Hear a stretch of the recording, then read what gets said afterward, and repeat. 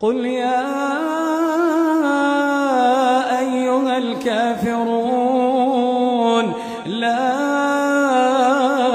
أعبد ما تعبدون ولا أنتم عابدون ما أعبد ولا أنا عابد ما عبدتم ولا